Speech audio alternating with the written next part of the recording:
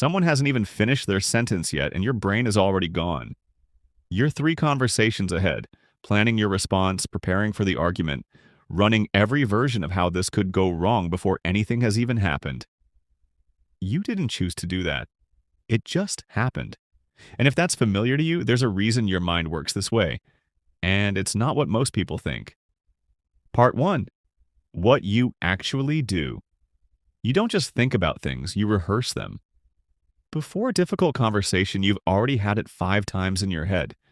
Before a decision, you've already lived both outcomes and grieved the one that didn't work. Before something becomes a problem, your brain has already built the problem, studied it, and quietly prepared 3 different responses. And nobody around you knows any of this is happening. They see someone calm, someone who seems unbothered. They have no idea there's an entire theater running behind your eyes every single moment of the day. You've rehearsed arguments that never came, practiced reactions to situations that never arrived, lost real sleep over scenarios your brain invented from nothing. And the most draining part isn't the thinking itself. It's that no matter what you do, you cannot find the off switch. Part 2.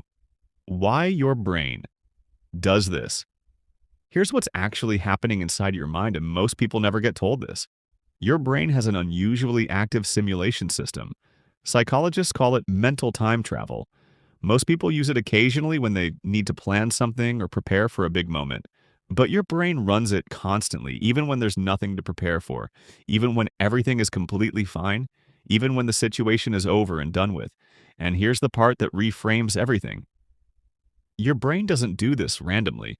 It runs simulations because somewhere in its wiring it genuinely believes that being caught off guard is dangerous, so it rehearses. Every version, every outcome, every possible thing that could go wrong before it goes wrong. Psychologists call this counterfactual thinking, and people who experience it intensely all share one thing. Their brain treats social situations like high-stakes situations. It doesn't matter if it's a casual text or a conversation that could actually change your life. Your brain prepares for both exactly the same way, full alert, full simulation, every single time. Part 3. What this reveals about you socially. Now here's the thing nobody talks about, and it completely changes how you see yourself. People who think through every possible scenario aren't just overthinkers. They're running one of the most advanced social processing systems a human brain can develop. You catch things other people walk right past.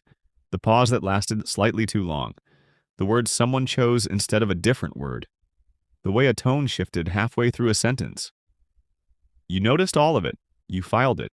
Your brain built an entire story around it before the conversation even ended. This is called hypermentalizing.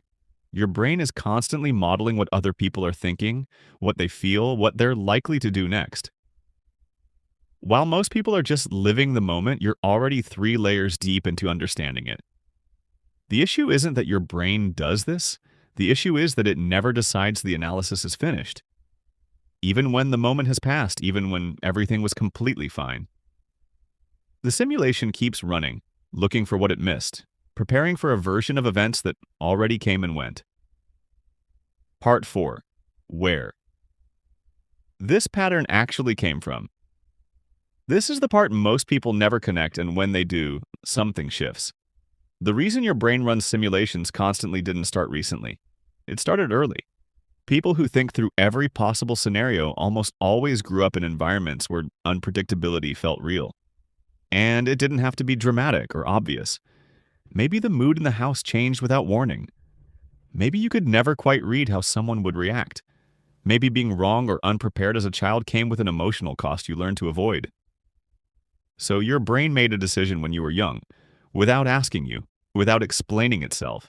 It decided that thinking ahead was the safest way to exist, that preparing every version of reality was the only way to stay protected. And that system never got the message that things had changed. You're not in that environment anymore, but the simulation doesn't know that. It's still running the same program it built years ago. Still scanning, still preparing, still convinced that staying one step ahead is the only way to stay okay. Part 5. What this actually means about you. Here's what the people closest to you have probably never said out loud. The mind that never stops preparing is also the mind that is almost never blindsided. While other people are shocked by what life throws at them, you've usually already imagined some version of it. You walked into situations with a mental map that most people never bothered to build. That's not a flaw. That's what years of deep internal processing actually produces in a person. But there's one thing worth sitting with before you leave. All that preparation, all those simulations, all those scenarios you built and rehearsed and worried through at 2 a.m., they were protecting a version of you that genuinely needed protecting back then. The question worth asking now is whether you still need all that armor, or whether you're finally at a place where you can trust yourself without running every possible outcome first. Because the most powerful version of this psychology isn't someone who thinks through every scenario out of fear. It's someone who thinks through every scenario and then chooses to move anyway. If something in this video gave a name to something you've felt your whole life, stay with this channel. Because the way your specific kind of mind works goes much deeper than this, and you've only just started.